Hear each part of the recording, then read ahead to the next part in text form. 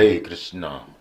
I was just having a convo with somebody named Sugar Ray from Facebook. Peace and blessings. You asked a question because I saw one of your pictures. You were doing a pose where both of your hands were in the air, and then there were little children there, and they were doing the same pose. So my comment was, your pose is significant, and you said build on it.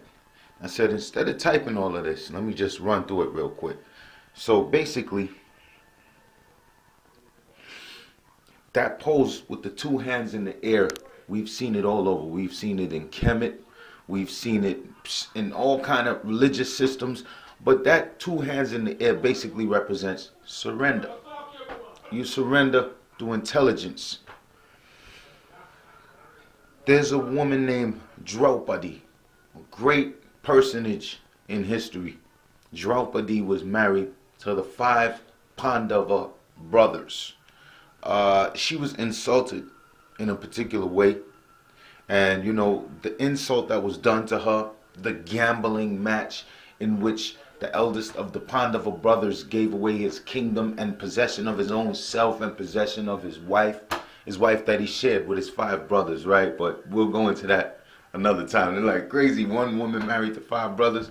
Yeah, it's not even a bad thing. What happened was Arjuna actually won a heroic contest, and so this heroic contest, when he won this wife named Draupadi, he brought her home. So all of the brothers came home, and their mother was in a different room. So they was like, mother, look at this great gift we brought home. And she didn't hear what was going on, so she was like divided between the 5 of y'all. So all 5 brothers married the one woman because out of honor and respect for their mother's words, you know. But Draupadi was a very special woman, and when the eldest brother lost the right to possession of his self, his kingdom, his land, his wealth in a gambling match, he also lost his wife.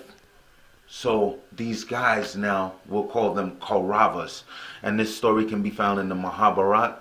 This is a great world war that happened around 3100 BCE, the same time that Kemet was going through a war, the same time North, South America, the whole planet was involved at this time, at this war.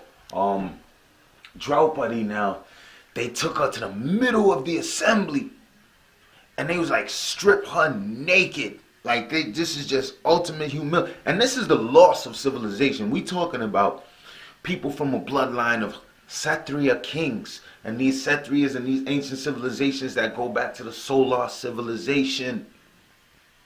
And Draupadi was standing there. She was holding on to her sari. She was holding on to her robe, and they pulling it off. She holding on. She's like, Krishna, help me. And he's right there in the assembly, you know, because he's related to all of them.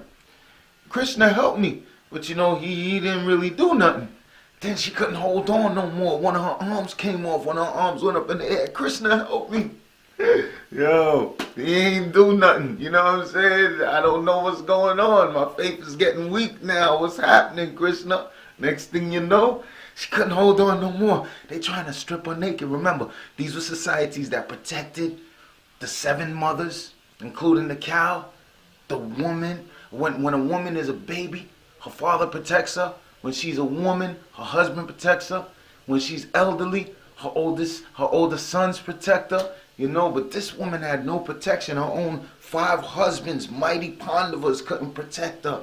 You know what I'm saying? Because if the oldest brother ain't moving, we ain't moving. If he ain't speaking, we ain't. He didn't speak. The oldest, the husband, the oldest brother out of all the husbands, he didn't speak out of shame and out of the fact that he had to honor the fact that he no longer owned himself or nothing else associated to himself. He was like a outcast, a slave, whatever you want to call him. So the younger brothers, I mean, this is their level of honor back in those days. They ain't moving to defend their wife. So Mother Bhumi, or Draupadi, was calling out. And she was calling out for relief from this pain. But she was still holding on.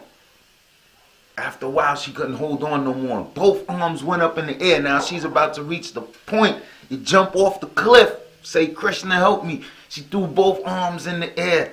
Then he automatically gave her unlimited saris. And they just kept pulling the sari, pulling her clothes. And every time they pulled her clothes off, there was another set of clothes. And they just kept pulling. Something like a cart, like, you know, you're pulling all this stuff. The clown pulls the stuff out of the hat. That's where they get that stuff from. So at the moment of surrender, because remember now, there's two ways you can be carried. And another thing, Sugar Ray, you did mention about finding God and speaking about her. Well, speaking of her, the original guru for every man, woman, and child is their mother. Two ways you can be carried by your mother. You gotta use the bathroom? Yeah. Alright. Two ways you can be carried by your mother. Either like a monkey or tiger. Baby monkey holds on to his mother by his own strength. He jumps on the back and he might fall off because sometimes we get weak. That's like a yogi, you know what I'm saying? People who practice yoga to get mystical powers, they climb very high, they get all of these powers, but sometimes they fall down because you're working under your own strength. But then there's this mother tiger with all of these sharp teeth and claws and nails. Sheila Tanka Nakale, you know, all of that. Narsimha Dave, Jai.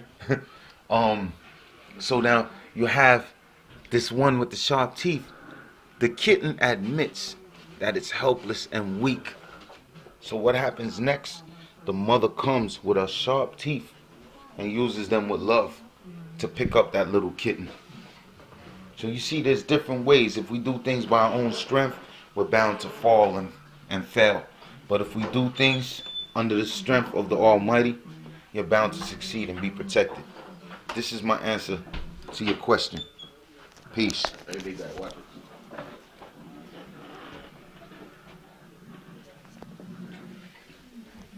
Ready?